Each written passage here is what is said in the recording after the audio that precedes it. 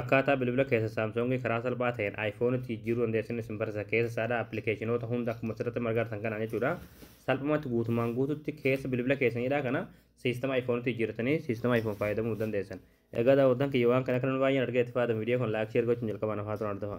Hayyee daawwattan kiyya aappii tokko gadi buufachuu isin barbaachisa. Aappii kanaas gadi buufachuudhaaf as Google Chrome keessa ni galtanii achi booda bakka sarchii kanarratti tokko kilik ni gootu. Achi booda bakka sarchii kanarratti michuu joob jettanii barreessitanii michuu joobis. Achi booda michuu joobis kan jalarras ni baasirra tura tokko kilik ni gootu.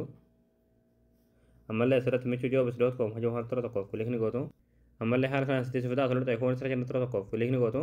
Bakka sarchii kanatti qubee ka la faa barreessan achi booda sarchii fuuldura kanatti kilik gootu sarchii gootu. Achi booda haala kanaan suuraa kan sifataa suuraa kana tura tokko kilik ni gootu. Achi booda aappii gadi buufachuudhaaf yeroo loltaa gad deemtu loltaa gad deemtu manumaati.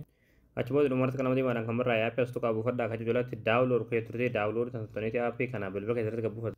Hayyee daawwattan kiyya aappii gad buufatanii yeroo galtan jechuudha. Aappiin kun haala kanaan guutumaan guututti keessa bilbila keessanidha kana siistama aayifoonitti ni jira jechuudha. Haala kanaan salphaatti bilbila keessa Saamsoongii gara aayifoonitti jijjiirratanii fayyadamuu dandeessu.